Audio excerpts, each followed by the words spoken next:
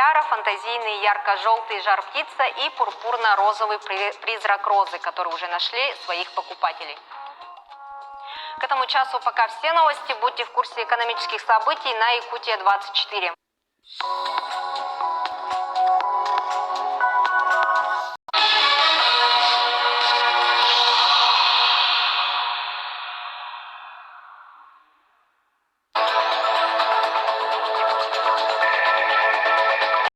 Сотни стран, тысячи дорог, миллионы людей. Мы пройдем маршруты, которых нет ни на одной карте. И покажем вам, что скрывают потаенные уголки планеты. Смотрите, куда могут завести любопытство и жажда приключений. Невероятно интересные истории со всего света. По будням в 14:00 на РЕН-ТВ. Топливные магнаты кормят экологических активистов. Пищевые гиганты душат сельское хозяйство. Кто стоит за этим? Тираны, гении или новые герои? Мы откроем все тайны. Тайны Чапман. По будням в 17:00 на РЕН-ТВ.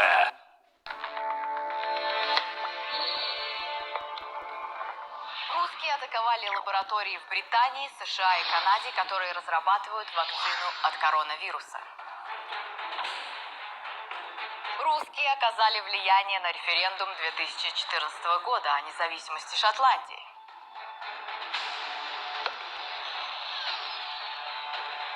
Русские втайне от всего мира используют сверхсекретное противоспутниковое оружие.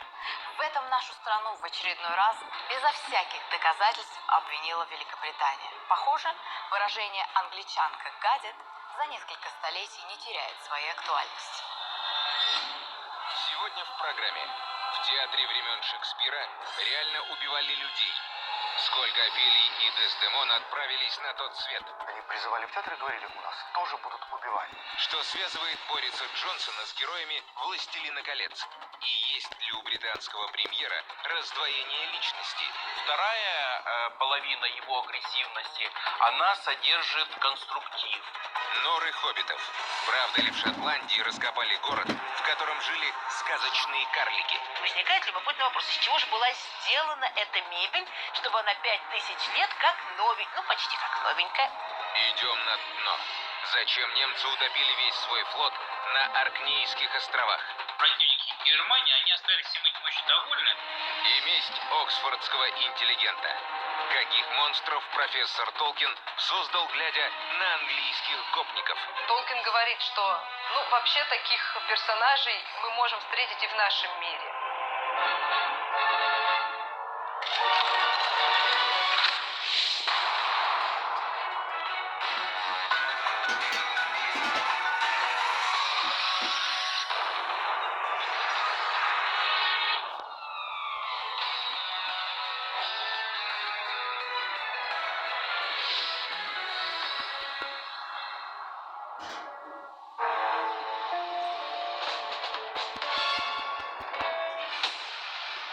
Британия обвинила Россию в развязывании звездных войн.